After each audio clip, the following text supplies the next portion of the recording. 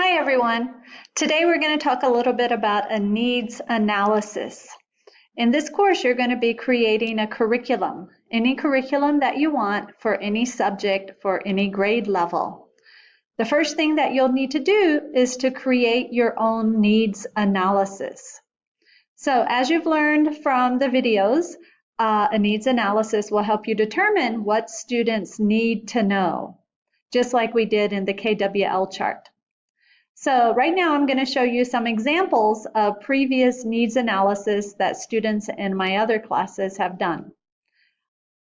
Of course, don't make your needs analysis just like theirs, but hopefully these will give you some ideas about what types of needs analysis you can create. I'm going to show you 4 examples very quickly. I can't give you a copy of these, of course, because they're student materials, but hopefully you'll get some ideas about needs analysis. Okay, so in this first one, my student Nancy, she created a needs analysis for very, very young children. So you can see that students would be expected to fill in the blanks about their name, their age, if they're a boy or a girl, and what type of English school they go to. Because this is meant for young children, maybe 5 or 6 years old, there's a lot of pictures that the students can respond to. So for example, in section 5 here, it says, my parents can read and speak English. And Nancy's given them the option of just circling a picture. So yes, they can.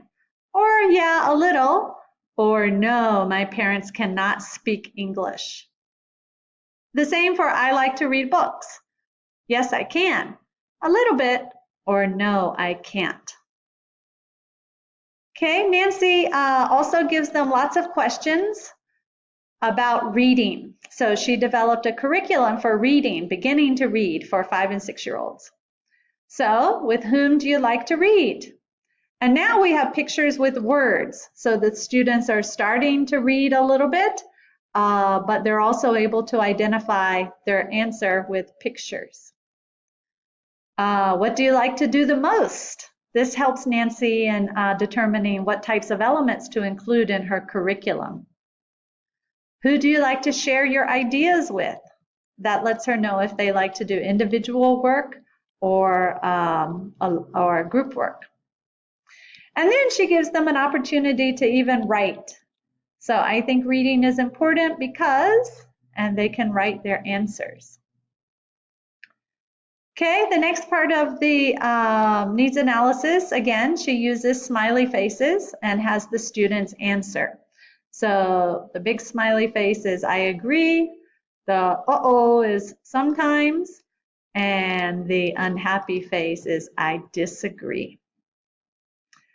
Okay, so after that, she also gives them a reading assignment, and she would have them read this story out loud to them, and then she would be able to assess the students on this rubric that she created.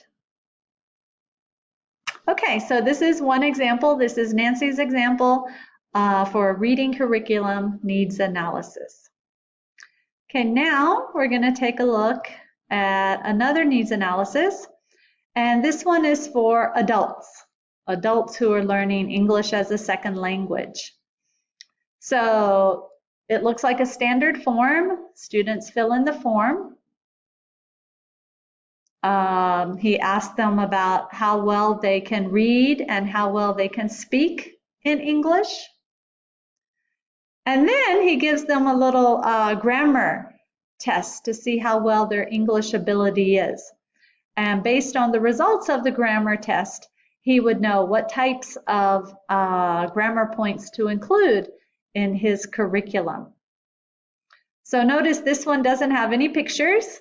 It's just questions, reading, grammar, comprehension, multiple choice, fill in the blank, okay? Because his curriculum was for adults. So it's very different from the first curriculum we saw. Okay, now the third curriculum. This one was also created for adults, but it was for adults with lower levels of proficiency. And what the student was asking was about their different skills, different skill level for speaking, reading, writing, grammar, vocabulary. And then he broke up each component. So for example, for reading, can you read a newspaper? Can you read signs? Can you read a menu? Can you read a novel? And then for listening, different questions. For reading, writing, different questions. So the curriculum that this person created was a travel curriculum for students who wanted to use English to travel abroad. It was for adults, so he wanted to see what types of strengths and weaknesses each of the students had in English. Okay, and finally, the fourth curriculum I'm going to show you is one that I actually used in my previous position at the University of Macau. So we gave this needs analysis to all of the students. There were about 2,000 students who were studying in the English Language Center. Basically, it was like a freshman English course. And we gave them the needs analysis both in English and in Chinese so that everyone, no matter what level they were in, they would be able to do the needs analysis and answer the questions. So as you can see, it gives them, it's a very intense needs analysis, and it gives them lots of questions that they have to answer. So for example, choose the 5 most important reading skills and then rank them. I'm showing you the paper version, but of course we made this online where students could just choose from the drop-down menu. So what we did with this curriculum, we taught all 4 skills at the University of Macau: reading, writing, speaking, and listening. But what we did with this was that we were able to revamp our curriculum so that students were getting more of the academic knowledge that they needed to take English and other courses, because at the University of Macau, all the courses were supposed to be offered in English. Okay, so this one was a pretty long one. We also gave it to teachers, a needs analysis for the teachers, so that they could tell us what they thought their students should be able to do in English. So your needs analysis won't be this comprehensive. You don't have to write it into languages. What's important is that you are able to write a needs analysis based on your own understanding of what students need.